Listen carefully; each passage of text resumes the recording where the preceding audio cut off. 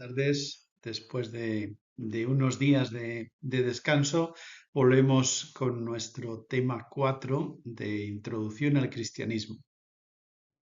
El tema 4 nos lleva al misterio, uno de los misterios centrales de la vida de Jesús, que es precisamente la muerte y la resurrección. Lo vamos a ver en 2 días, en 2 partes. Primero, pues vamos a hablar de la muerte en cruz y después hablaremos de la resurrección.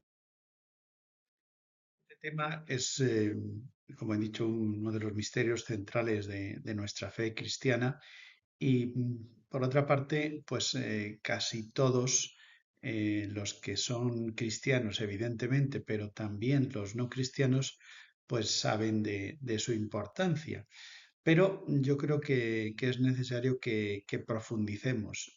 La primera vez que estudié yo este tema me di cuenta que apenas conocía nada más que los hechos, pero quizá no tanto el significado de la muerte y la resurrección de Jesús, y eso es lo que voy a intentar profundizar.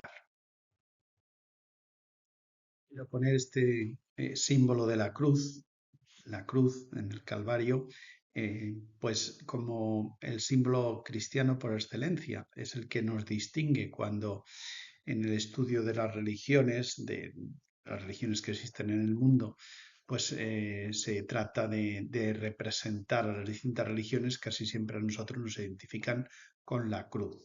¿Por qué? ¿Qué sentido tiene esto? ¿Qué significado tiene la cruz para nosotros? La cruz esencialmente es nuestra salvación, es lo que resume el gran amor que ha tenido Dios por nosotros, que nos ha entregado a su Hijo para nuestra salvación. Ese es el misterio central, ¿no?, del cristianismo. Y eso es lo que vamos a tratar de ver en detalle. Como he dicho antes, he dividido el tema en 2 partes. Hoy hablaremos de cuáles son los objetivos que me gustaría que consiguiéramos al trabajar este tema. Después una pequeña introducción y luego 3 apartados para reflexionar sobre la muerte, la pasión y la muerte de Jesús. Sería primero qué dijo él precisamente sobre su propia muerte. Vamos a ver así 8 profecías o más que profecías, 8 dichos o momentos en los que Jesús habla de su muerte, a veces de manera muy clara y otras veces de manera simbólica. Después entraremos un poco en el centro de lo que es el significado de esa entrega redentora del Hijo de Dios y sobre todo qué significa para nosotros cristianos. Y en tercer lugar, directamente, pues seguiremos un poco el itinerario que siguió, según nos narran los evangelios, hasta la cruz. Esos son los 3 apartados. Ya para el día siguiente, pues hablaremos directamente de lo que es la resurrección y el significado de la resurrección. 7 objetivos he planteado que deberíamos conseguir en este tema, o por lo menos intentar plantearnos algunas de estas cuestiones. Primero, comprender el sentido de esa muerte redentora, es decir, salvadora de Jesús por nosotros. Segundo, situar los acontecimientos más importantes que se vivieron en la pasión, que más o menos la mayoría los conocemos y no es difícil que los pudiéramos narrar directamente, pero bueno, verlos, digamos, por orden. Tercero, interpretar el sentido cristiano de la muerte. Al hablar de la muerte de Cristo y del sentido de la muerte de Cristo, de algún modo se ilumina todo lo que es el misterio del sufrimiento y de la muerte para todos los hombres. Cuarto, entender la resurrección o el significado de la resurrección. Quinto, conocer los primeros testimonios de la resurrección. Sexto, analizar las consecuencias de la ascensión de Cristo a la derecha del Padre. Unido a la resurrección, pues estaría la ascensión. Y por último, describir los signos de la presencia viva de Jesucristo, porque no olvidemos que Jesús está vivo. Es decir, no ha permanecido en la muerte. Él resucita y por tanto permanece en la vida y eso es muy importante. A veces nos cuesta entender esto. ¿Por qué? Porque entendemos como que son la muerte y la resurrección son hechos históricos pero del pasado. Pero precisamente la resurrección tiene unas consecuencias en el presente y es esa vida, esa presencia de Jesús. ¿Qué nos referimos cuando hablamos de la pasión, de la muerte y la resurrección? Pues fundamentalmente a lo que rezamos y creemos los cristianos en la oración que define en nuestro credo, es decir, las verdades de fe que profesamos es la oración del credo. Y esta oración, el segundo artículo del credo, es un artículo centrado todo él en la persona del Hijo de Dios, es decir, en la segunda persona de la Trinidad. El primer artículo estaría centrado en el Padre como creador y Padre, pero el segundo dice, creo en Jesucristo, su único Hijo, nuestro Señor, que fue concebido por obra y gracia del Espíritu Santo, nació de Santa María Virgen, padeció bajo el poder de Poncio Pilato, fue crucificado, muerto y sepultado. Descendió a los infiernos, al tercer día resucitó de entre los muertos, subió a los cielos y está sentado a la derecha de Dios Padre Todopoderoso. Desde allí ha de venir a juzgar a vivos y muertos. Bien, nos centramos en esto que he subrayado en rojo. Bueno, podría haber subrayado también incluso lo de padeció bajo el poder de Poncio Pilato, pero sobre todo la crucifixión, la muerte, la sepultura, el descenso a los infiernos, que no he hecho referencia y que pues es posible que incluso no lo contemple el próximo día, pero me gustaría decir algunas palabras sobre esto, porque es la verdad del sábado santo, que a veces el sábado santo no lo sabemos identificar. El sábado santo, cuando lo celebramos en Semana Santa, pues dices, bueno, sí, la noche ya, la vigilia. No, el sábado. Es decir, ese tiempo que va desde la muerte de Jesús el Viernes Santo hasta precisamente el momento de la resurrección, ya al filo de la noche del sábado hacia el domingo, que es la resurrección, o cuando celebramos la resurrección, ¿qué sentido tiene el sábado santo? Lo hemos querido cargar de sentido y es verdad, acompañando a la Virgen en esa espera, eh, pero desde el punto de vista cristológico hay un sentido de plenitud en ese sábado santo.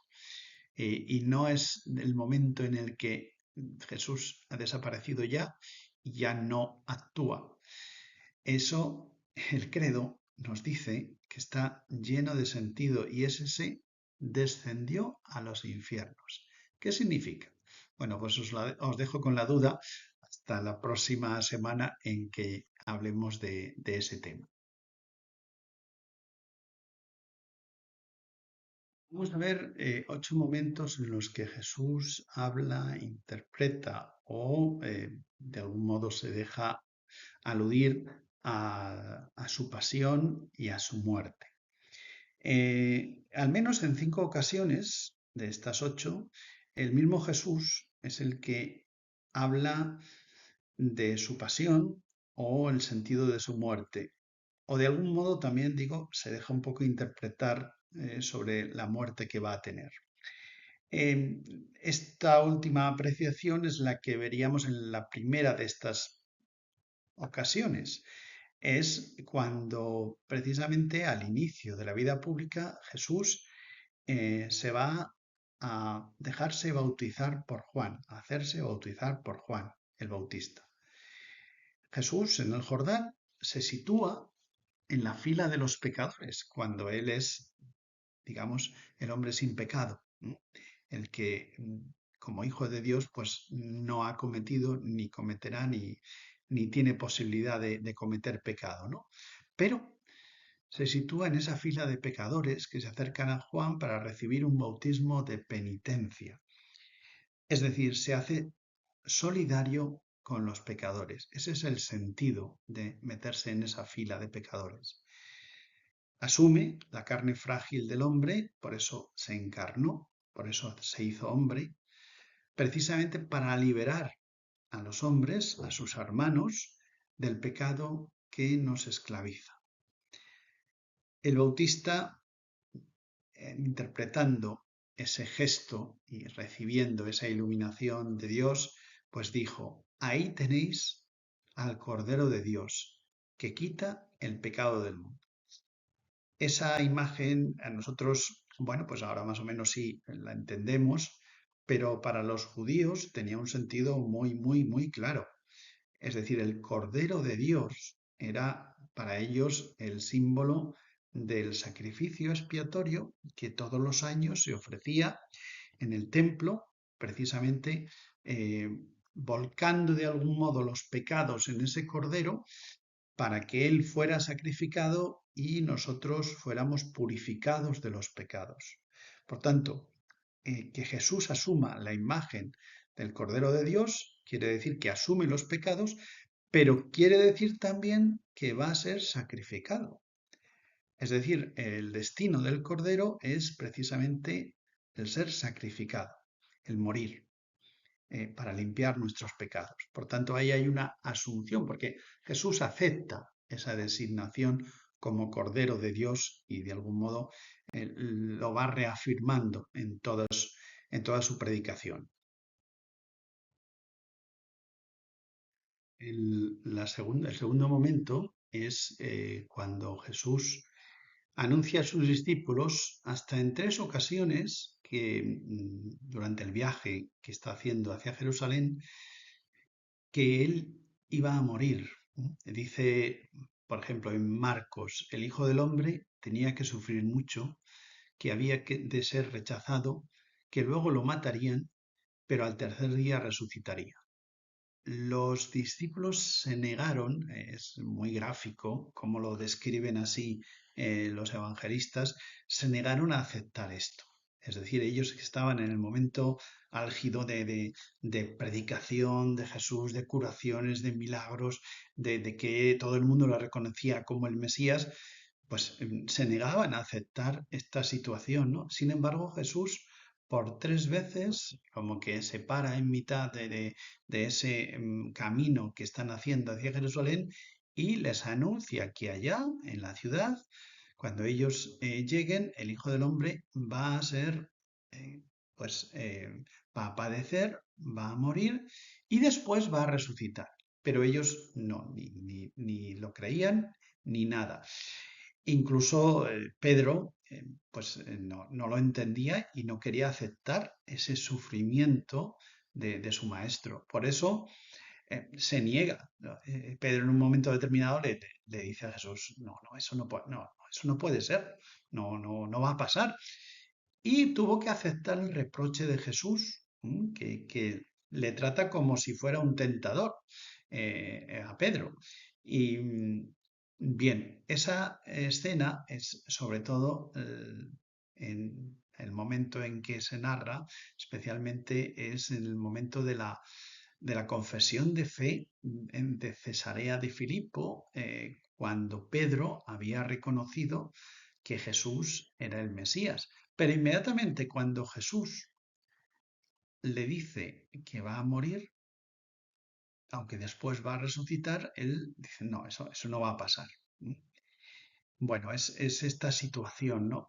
En la que Jesús tiene que corregir a sus discípulos, porque ellos son como el resto del pueblo de Israel, pues creen que el Mesías va a ser el Mesías triunfador, el Mesías político, militar, que les va a liberar de Roma, etcétera. Siguen pensando, es decir, este Jesús que hace milagros, que habla de misericordia, ellos dicen, bueno, sí, es la presentación de Jesús que va acumulando gente, pero en realidad ellos creen que es ese otro tipo de mesianismo y por eso Jesús tiene que insistir varias veces. Bueno, a propósito, esta foto que veis aquí es para mí el personaje de Pedro que mejor ha sido interpretado en las películas que se han hecho sobre Jesús de Nazaret y su vida, pues es el de James Farentino, es este personaje que vemos aquí, arrodillado junto a Jesús, en la película de Zeffirelli, Jesús de Nazaret. Fue una miniserie, pero que bueno, luego se ha hecho película también y realmente es una de las interpretaciones estuvo nominado al Emmy, de hecho, por esta interpretación que hizo de Simón Pedro. Pues para mí es fascinante el carácter, su manera de ser en esta película es muy buena la interpretación. Se metió muy bien en el papel, ¿no? De un hombre muy primario, pero entusiasmado con Jesús al mismo tiempo, pero eso, que era un poco precipitado en todas sus cosas y que lógicamente pues al final pues eh, cae en cuanto que niega perdón, niega al Señor, aunque luego se arrepiente y vuelve. Y sobre todo cuando Jesús le hace sentir su amor, ¿no? En esos tres momentos en que en las apariciones le pide que si realmente le quiere, entonces Pedro se siente de alguna manera perdonado, redimido, reconciliado. Bueno, pero aquí estamos todavía en ese inicio, en ese momento en el que Jesús ha hablado de su pasión y de su resurrección, pero los discípulos no quieren aceptarlo. Los otros dos discípulos que junto con Pedro eran los más cercanos a Jesús y que formaban de alguna manera el liderazgo del grupo de los apóstoles son Santiago y Juan. Muchas veces Jesús, cuando tenía que pues hacer algún acto importante, por ejemplo la transfiguración, pues elegía a estos tres discípulos y se iba con ellos, ¿no? Y, tampoco ellos habían entendido nada de esto que Jesús decía, de que iba a padecer y que iba a resucitar. De hecho, ellos pensaban de nuevo en el esquema del Mesías rey, del Mesías político, del Mesías gran militar, pues que Jesús iba a triunfar en la tierra ya desde el primer momento, pero de esa manera. Y por eso en la escena que se describe, Marcos dice, Maestro, nos dicen los discípulos, Santiago y Juan, los hijos de Zebedeo. Ahí vemos en la imagen de la serie de Chosen los dos personajes que interpretan a Santiago en primer lugar y luego Juan, y al fondo su padre, Zebedeo. Son los hijos de Zebedeo, ¿no? El pescador. Dice que piden a Jesús, Maestro, queremos que nos concedas lo que vamos a pedirte. Concédenos que nos sentemos junto a ti en tu gloria, el uno a tu derecha y el otro a tu izquierda. Porque entienden que Jesús va a reinar y por tanto ellos quieren los mejores puestos. Claro, lógicamente es que no han entendido nada, ¿no? Y poco antes Jesús les había anunciado que el Hijo del Hombre tendría que sufrir mucho, tendría que ser rechazado, que luego lo matarían, pero al tercer día resucitaría. Pero como ellos no lo habían entendido, pues bueno, siguen en sus 13, que es eso, conseguir el máximo honor junto a Jesús. Y por eso Jesús les responde, no sabéis lo que estáis pidiendo. ¿Podéis vosotros beber la misma copa de amargura que yo estoy bebiendo o ser bautizados en el mismo bautismo con el que estoy siendo bautizado? Tampoco esto lo entendieron, pero estaba ahí aludiendo claramente a esa copa de amargura, el sufrimiento que iba a tener, que estaba ya saboreando, pero especialmente en el momento de la pasión y la muerte. Y lo mismo con la referencia al bautismo. Luego profundizaré en este tema del bautismo y por qué es una referencia muy clara a la muerte, al menos para la mentalidad judía. Para nosotros no tanto, pero debería serlo. El cuarto momento en el que Jesús habla de su muerte es precisamente en una controversia con los maestros de la ley, los escribas y los fariseos. Ellos le piden a Jesús una señal de quién es, porque todos dicen que es el Mesías, pero ellos quieren ver algo que les muestre claramente que es él, ¿no? Porque están desconcertados. Y querían ver especialmente algún milagro, algo espectacular. Jesús, sin embargo, les reprocha esta actitud de querer ver algo y les dice: generación malvada y adúltera, pedís una señal milagrosa, pero no tendréis más señal que la del profeta Jonás. Esto lo dijo y como, bueno, debió entender que algunos no sabrían qué significaba eso de la señal del profeta Jonás, pues lo interpretó para que no hubiera ninguna duda. Les dice: porque así como Jonás estuvo 3 días y 3 noches en el vientre del gran pez, así también el Hijo del Hombre estará 3 días y 3 noches en lo profundo de la tierra. La imagen es muy clara. Es decir, él está aludiendo la muerte que en el relato de Jonás, pues entendemos perfectamente que es cuando es comido por la ballena, pues es la muerte, ¿no? Pero allí estuvo como sepultado, igual que Jesús va a estar sepultado 3 días en lo profundo de la tierra. Bien, esta es otra alusión clarísima de la muerte.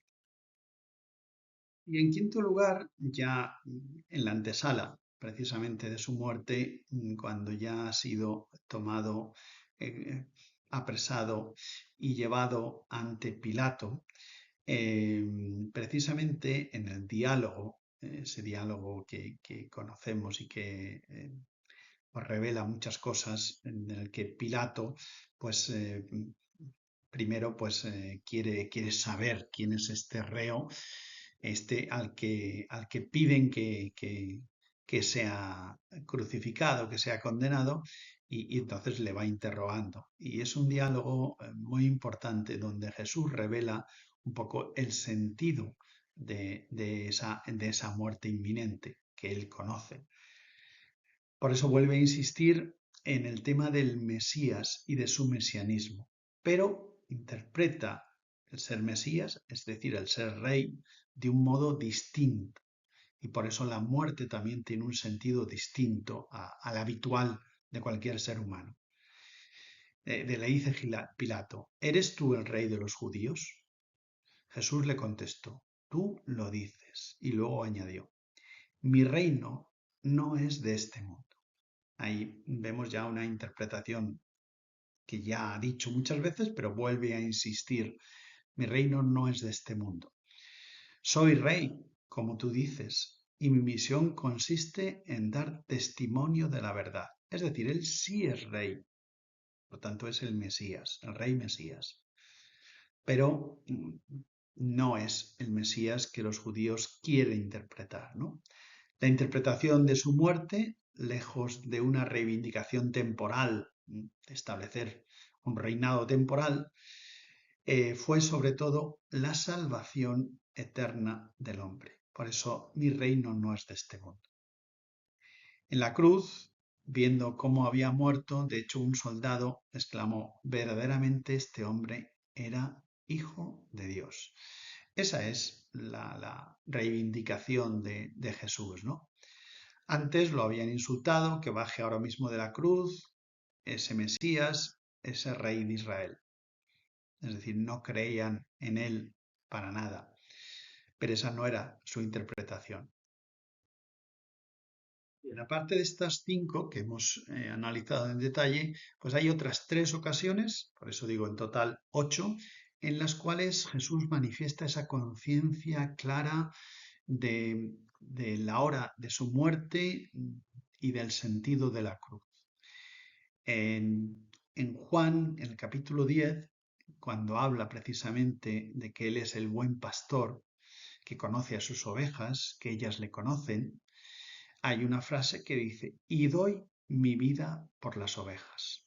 Es decir, le está eh, diciendo claramente que él va a morir por nosotros.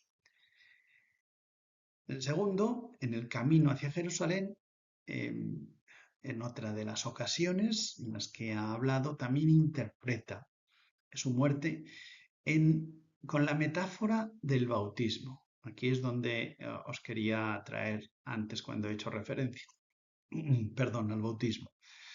Dice, tengo que pasar la prueba de un bautismo y me embarga la ansiedad hasta que se haya cumplido. ¿Qué está diciendo Jesús con la prueba del bautismo? A ver, el bautismo, especialmente en esa época en los judíos, es un signo de purificación del pecado. Y por eso muchos, cuando Juan el Bautista se puso a bautizar, se acercaban a él para purificarse del pecado. ¿Y qué sentido tenía el bautismo? Por eso se hacía un bautismo de inmersión.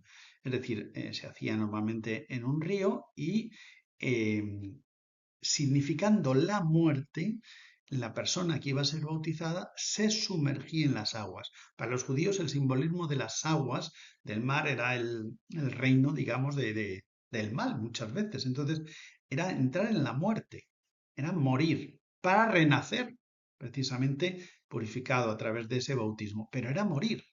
Entonces, aludir al bautismo es el misterio de muerte y resurrección. Y en tercer lugar, en la última cena,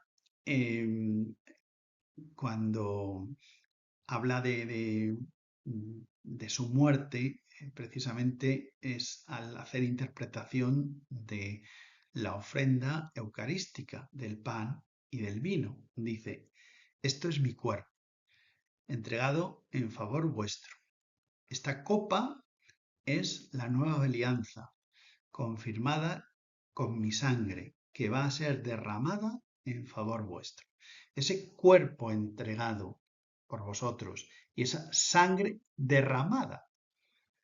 Es decir, ese derramar la sangre está haciendo referencia a la muerte, precisamente, muerte salvadora para nosotros, pero está claro, son momentos antes de la pasión, los discípulos seguían sin enterarse de nada, y a nosotros nos pasaría lo mismo, ¿no? Pensemos, y pues qué cortos, ¿no? Ya, si nosotros tenemos ahora toda la información, digamos que de toda la película, pero todos nosotros hubiéramos estado igual sin enterarnos, ¿no? De eso, porque no podíamos imaginar ese misterio tremendo y maravilloso al mismo tiempo por sus consecuencias de la entrega de Jesús en la cruz. Bien, pasamos al segundo apartado, la entrega redentora del Hijo. Es decir, vamos a hacernos algunas preguntas para profundizar en el sentido de la muerte de Jesús. ¿Por qué tuvo que morir? Bueno, pues prácticamente este versículo, dos versículos de San Juan en el capítulo 3 interpretan perfectamente el sentido de la muerte. Y no hay otra interpretación. El motivo es el amor. Dios nos creó por amor y Dios nos ha salvado por amor. Ese es el motivo de la muerte de Jesús, por mostrarnos su amor, por entregarnos totalmente todo. Y es un gesto de amor precisamente morir por nosotros. Dice San Juan, tanto amó Dios al mundo que no dudó en entregarle a su Hijo único, para que todo el que crea en él no perezca, sino que tenga vida eterna. Pues no envió Dios a su Hijo para dictar sentencia de condenación contra el mundo, sino que para que por medio de él se salve el mundo. Como que Dios podría haber enviado al Mesías precisamente para hacer una justicia a los que se habían portado mal y salvar a los justos. No, pero no fue para eso. No ha venido a hacer justicia, ha venido a salvarnos por amor. Y ese es el motivo único, fundamental. Y eso es lo que tenemos que asumir, ¿no?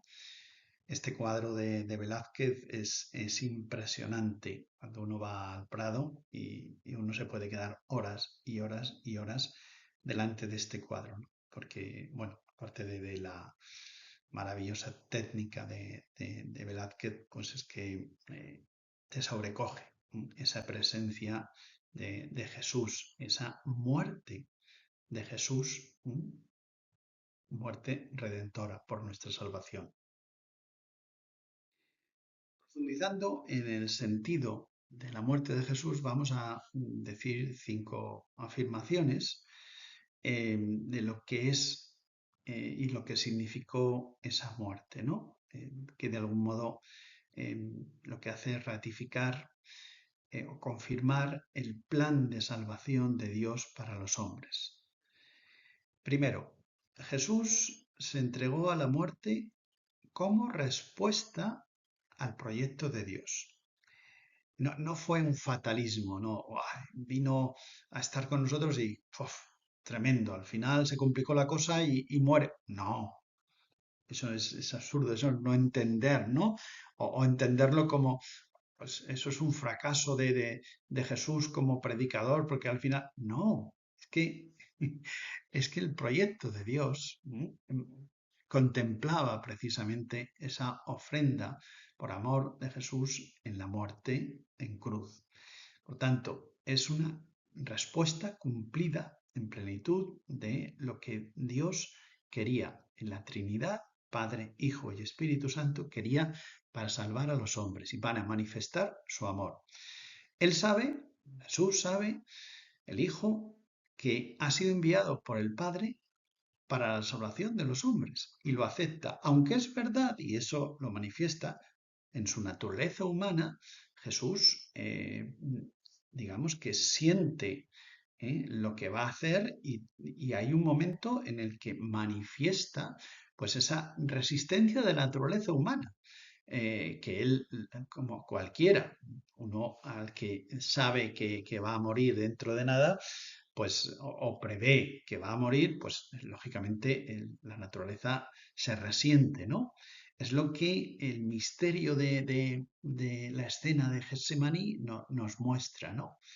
Pero al final Jesús acepta este plan que él mismo ha acogido desde el principio y entonces dice, no se haga mi voluntad sino la tuya, que en realidad es la suya también, en el sentido de que para mostrar el amor a los hombres ha querido llegar hasta la muerte y muerte en cruz. Segunda afirmación, Jesús se ofrece como sacrificio expiatorio para redimir al hombre del pecado. Es decir, es sacrificio. A veces hay que explicar, ¿no? En el sacrificio, en cualquier sacrificio, eh, especialmente como se entiende de entregar la vida, la ofrenda muere para dar la vida. Y eso en las culturas, en todas las culturas humanas que se han manifestado como querer eh, conceder, obtener, perdón, de los dioses en las distintas religiones, etcétera, pues algún favor, etcétera, siempre el ofrecer un sacrificio conllevaba precisamente esa muerte o esa ruptura, etcétera, ¿no? De hecho, por ejemplo, una imagen que Jesús utiliza también está aludiendo a este sacrificio, que es la imagen del grano de trigo. Dice, os aseguro, dice Jesús, que si un grano de trigo no cae en tierra y muere, seguirá siendo un único grano de trigo, pero si muere, producirá fruto abundante. Ese es el sentido, ¿no? Del grano de trigo que se entierra, que se pudre en la tierra, es decir, que muere, pero de ahí surge la vida.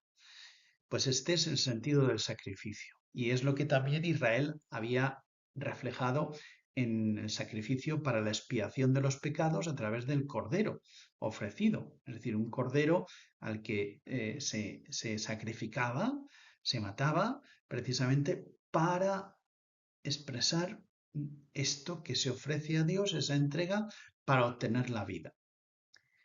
Y bueno, lo mismo En otro texto también dice, así también el Hijo del Hombre no ha venido para ser servido, sino para servir y entregar su vida en pago de la libertad de todos.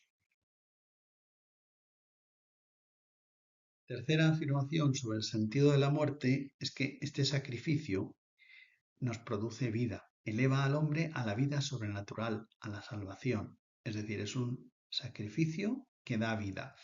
La imagen del grano de trigo, ¿no? Que muere, pero al mismo tiempo de ese grano nace una nueva espina y nacerán muchos otros granos multiplicados. Es por tanto un paso más. La muerte de Jesús no solo es purificación, limpieza, curación, el perdón de los pecados. La muerte restaura al hombre en la condición del Hijo de Dios y nos da la vida divina en plenitud.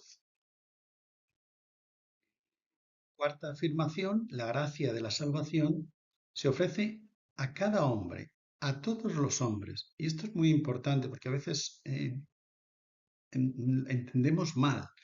Es decir, el sacrificio de Cristo en la cruz, su entrega por amor, ha salvado a todos los hombres. Se ha ofrecido por todos los hombres, cristianos y no cristianos, ateos, de África, de Asia, de América, de Australia, de Europa, de todos los lugares y de toda la historia de la humanidad. Nos ha salvado a todos y ha muerto por todos nosotros, incluido los que no son conscientes de ello, o no han sido o no serán conscientes. Cada hombre ha sido redimido por Cristo. Es un valor infinito y universal, el valor de esa entrega amorosa de Cristo. Pero esto necesita de la quinta afirmación, y es que la participación de la salvación exige, sin embargo, la libertad del hombre.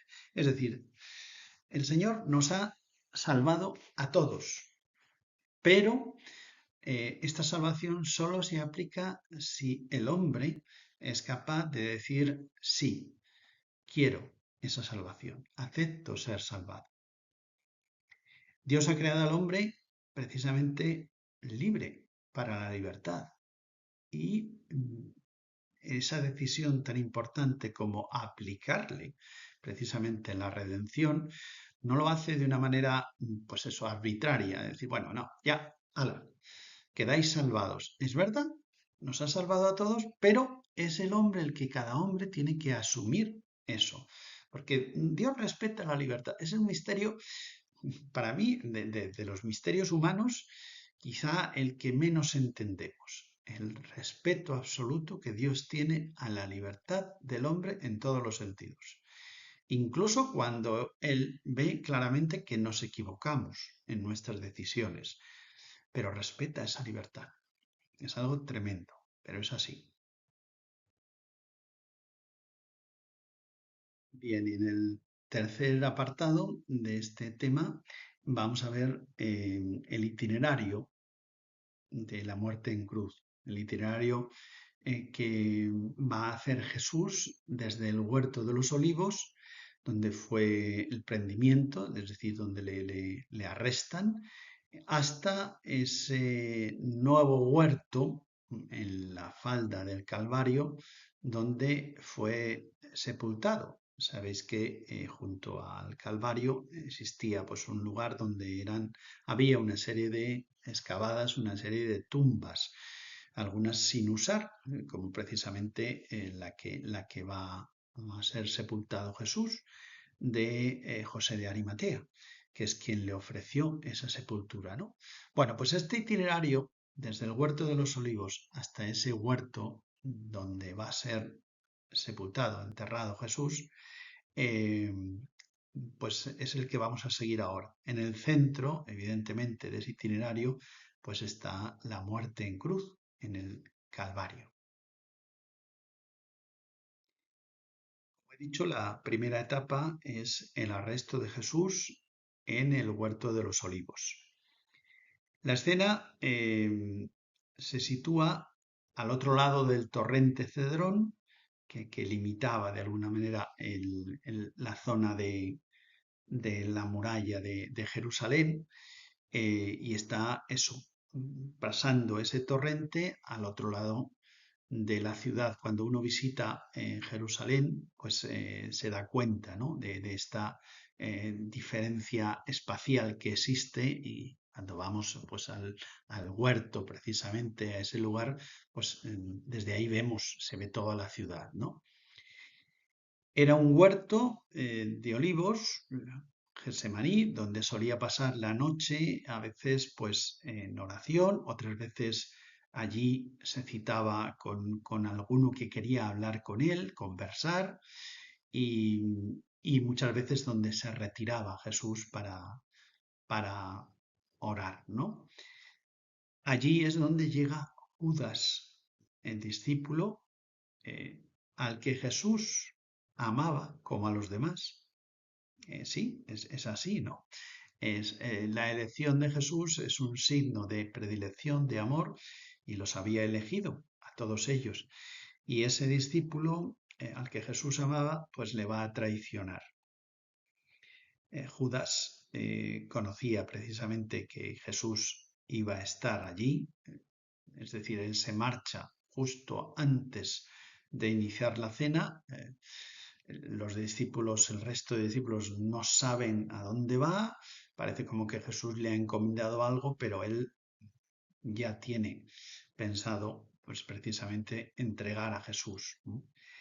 Porque le ha defraudado. ¿En qué le ha defraudado? En que no es el Mesías que él esperaba. Bueno, entre otras cosas, digamos, por resumirlo así, esa traición que hace Judas es como una especie de despecho ante él. Se va dando cuenta que Jesús es otro Mesías y no lo acepta. Igual que les pasaba a los otros discípulos que no querían aceptar ese mesianismo de Jesús, pues Judas no lo acepta, ¿no? Y le traiciona. Y allí lleva a un pequeño grupo, un destacamento de soldados del templo, es decir, no son soldados romanos los que le toman prisionero, sino soldados judíos del templo, enviados precisamente por el Sanedrín, por los jefes de los judíos, para arrestar a Jesús. Estos soldados le toman prisionero y lo encadenan, lo atan y le llevan ante el Sanedrín, ante el Consejo Supremo de Israel, que es el Consejo de los Ancianos, el Sanedrín. De todos modos, si vemos despacio los relatos de los distintos evangelistas, vemos que hay, pues, no hay mucha claridad en qué lugar estuvo exactamente, pero se habla de varios interrogatorios. Uno parece que ante Anás, que ya no era el sumo sacerdote, pero era una figura de autoridad principal, y había sido sumo sacerdote anteriormente, y ahora estaba eh, su, digamos, su pariente, era concretamente Anás era el suegro de Caifás, y era Caifás, su yerno, el que estaba como sumo sacerdote.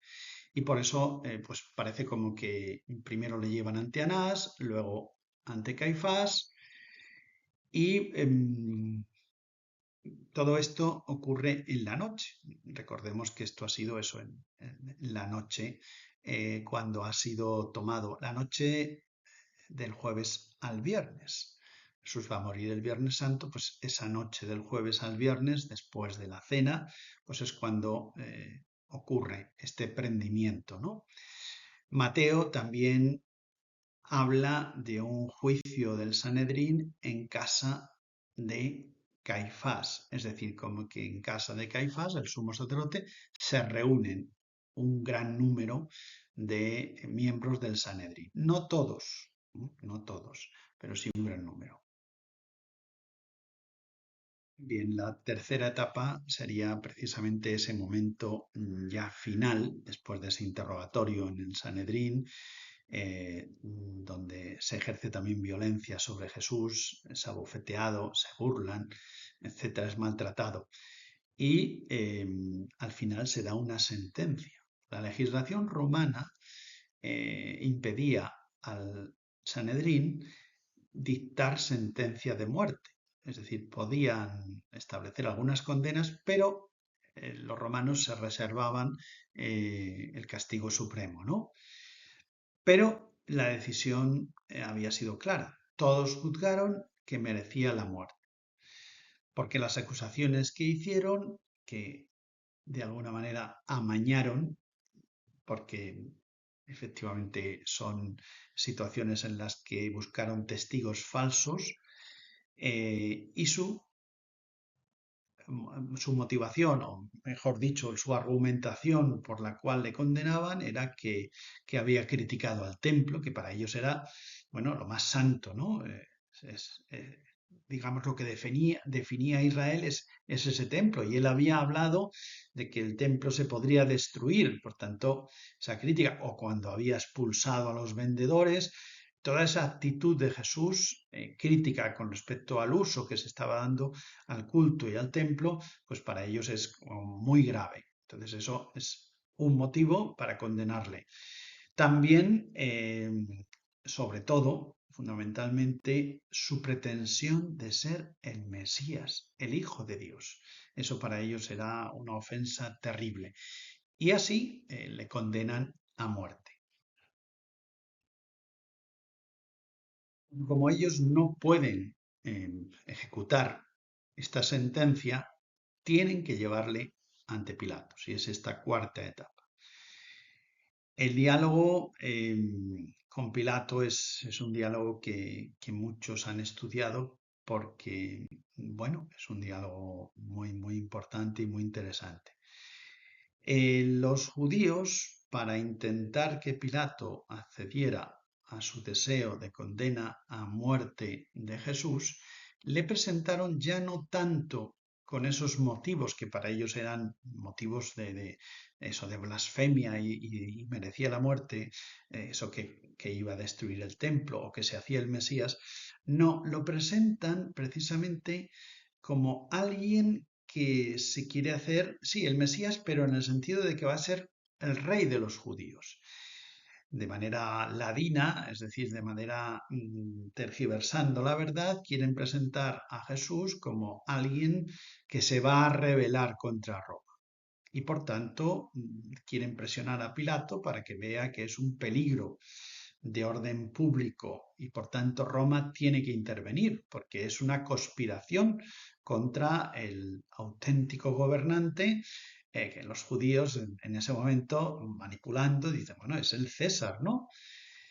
Y por tanto esa pretensión de Jesús de ser el Mesías, el rey de los judíos, es ir contra el César. En este nuevo juicio, la condena a muerte fue ya definitiva, en coherencia con la gravedad de las acusaciones. La cruz, además, era una condena que estaba reservado para casos muy graves.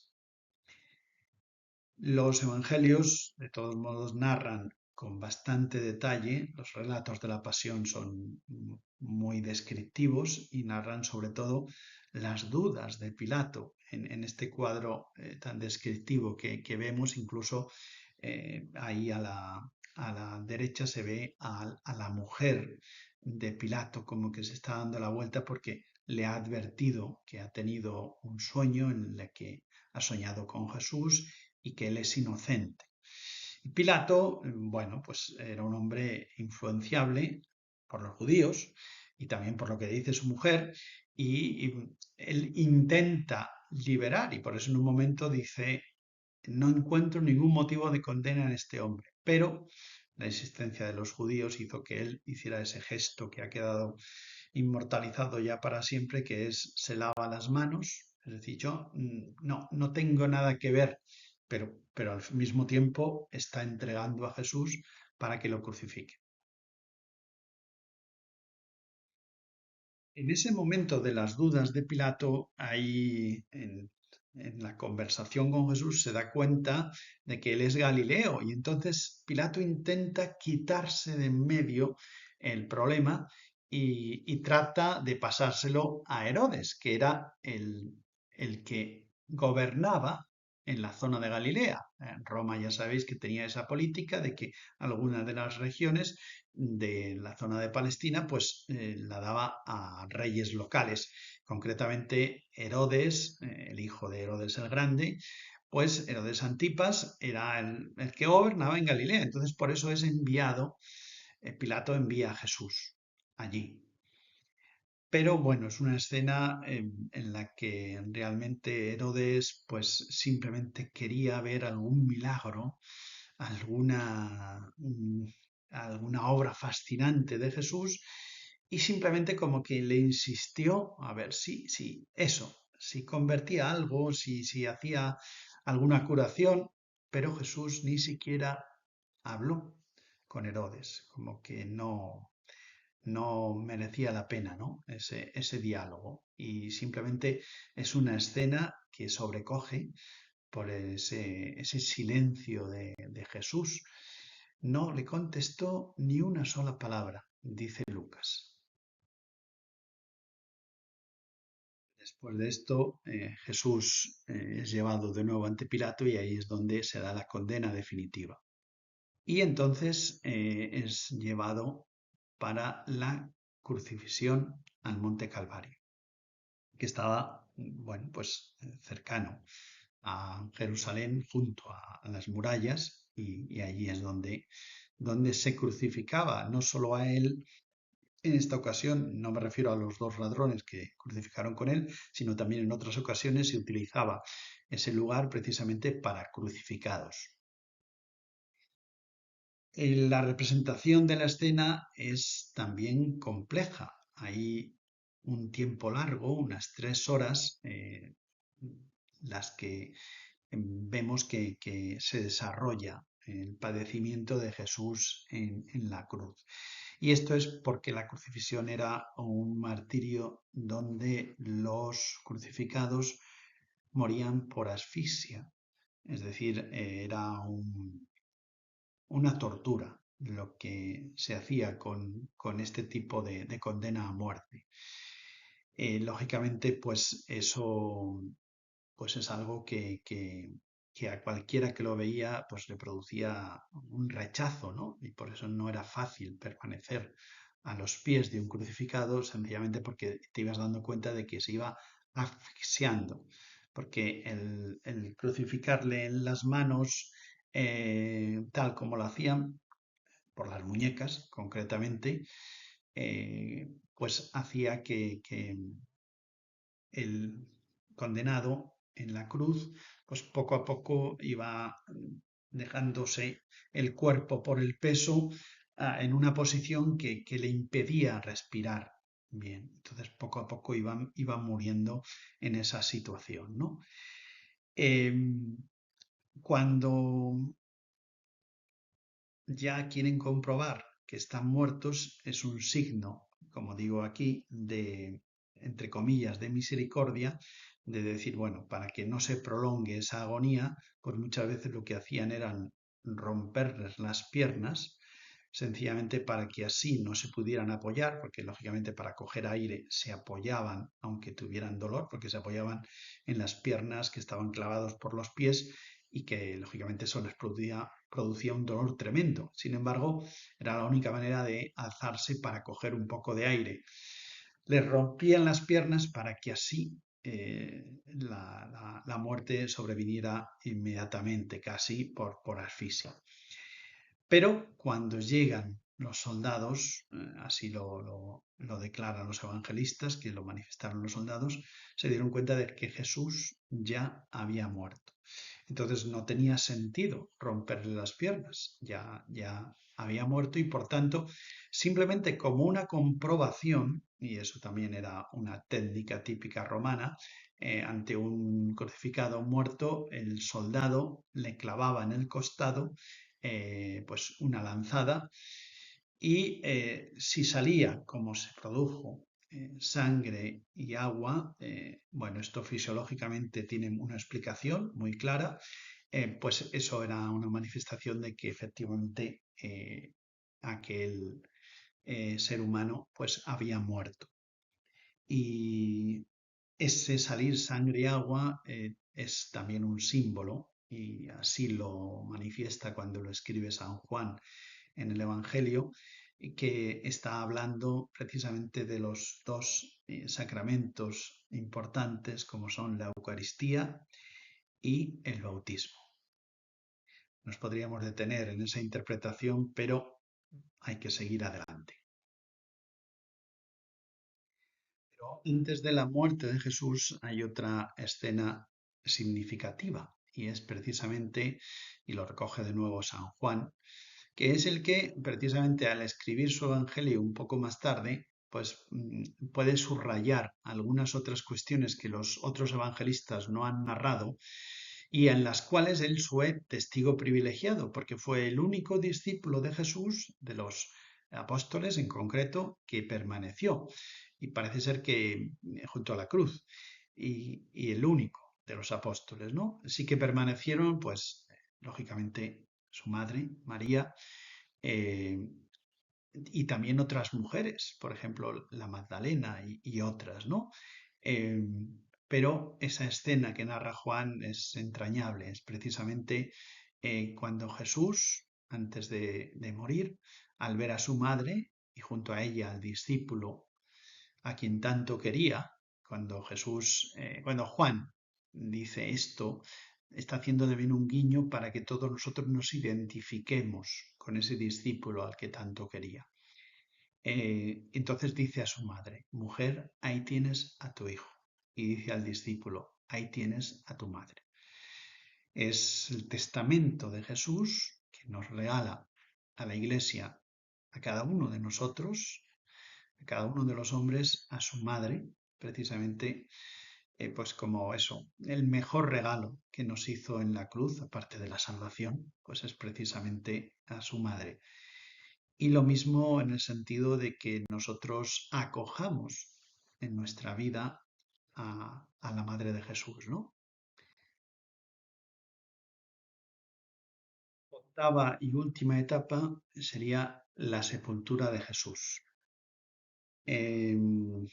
Aquí en la imagen, en el cuadro, está pues más o menos representado, queriendo representar pues esa entrada de una sepultura típica judía, que son prácticamente así, quizá una piedra, perdón, una entrada más menos alta, bueno, la referencia que tenemos a muchas otras sepulturas que hemos visto de la época, pues sería así, pero es normalmente excavada en roca, bajo tierra, y, y bueno, es el espacio para meter a una persona, eh, normalmente sobre una especie de mesa o altar, también de piedra, donde se colocaba el cuerpo, ¿no? Esa escena la recogen todos los evangelistas, y es ahí donde vemos pues cómo la providencia de José de Arimatea, que era un personaje importante, le pide a Pilato precisamente el cuerpo de Jesús y por eso lo pueden descolgar de la cruz, le pueden desclavar, y esa escena también impresionante de Jesús en brazos de María, la piedad que, que inmortalizó Miguel Ángel y que está en San Pedro del Vaticano, pero que todos hemos contemplado y meditado tantas veces, ¿no? Ese Jesús que vuelve a los brazos de María, como cuando ella lo tenía cuando niño, pero ahora pues muerto. Jesús muerto en brazos de María. Como era viernes y el viernes inmediatamente anterior a la Pascua de los judíos, la Pascua se celebraba el sábado no podrían haber hecho ni siquiera esta sepultura, que estaba prohibido para los judíos. Entonces se apresuraron, si Jesús muere hacia las 3 de la tarde, se apresuraron porque prácticamente a las 5 de la tarde o 6 de la tarde ya era sábado, porque los judíos con la primera estrella que salía ya consideraban que se iniciaba el día siguiente, el sábado. Entonces se apresuraron y no tienen tiempo nada más que a depositar a Jesús en la sepultura y las mujeres se quedan con la idea de que, bueno, que vendrán a embalsamarle, a ungirle con los ungüentos, pues especialmente Magdalena, María, la otra María, Salomé, quedan con esa idea, ¿no? De que, bueno, al día siguiente, eh, no al día siguiente, porque sería sábado y ese día no pueden hacerlo, pero el primer día de la semana, que nosotros entendemos como el domingo, pues ya vendrían, ¿no? Bien, y es José de Arimatea el que tenía una sepultura posiblemente comprada para él mismo ahí junto al Calvario y es donde llevan a Jesús junto con Nicodemo, que era miembro del Sanedrín, pues recogieron a Jesús posiblemente con Juan y con las mujeres y así le trasladaron y quedaron en ese sepulcro.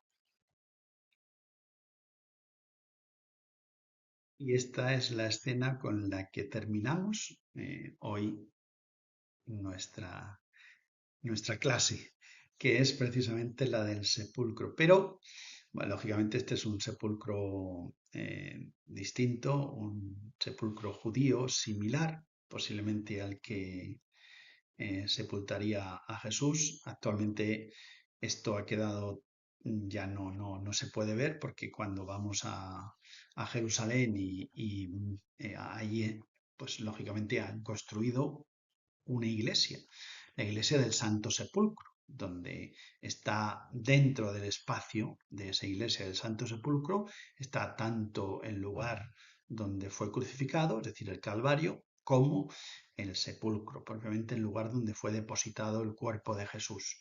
Pero esto es una sepultura similar a la que serviría para Jesús. Como vemos es una entrada y luego esa piedra rodada. Sencillamente se rodaba, se empujaba y quedaba encajada delante de la entrada para que ni animales ni una persona que pudiera saquear las tumbas o lo que sea, pues entrara. Y bueno, es una imagen que nos deja con todo el misterio de lo que veremos el día siguiente, esa tumba. Y bueno, no he hablado de la sábana santa, que se podría haber hablado precisamente de ese misterio del lienzo que envuelve por debajo y por encima a Jesús o del lienzo que le envuelve el rostro, pero eso, bueno, pues otro día o en otra ocasión hablaremos de estas cuestiones si es posible. Por ahora nos quedamos con esta imagen de esta tumba, también con un signo de esperanza, precisamente en la resurrección del Señor, tal como Él ha prometido, pero eso ya lo veremos el próximo día. Espero que estas reflexiones os hayan ayudado a entender un poco más el sentido de la muerte redentora del Señor.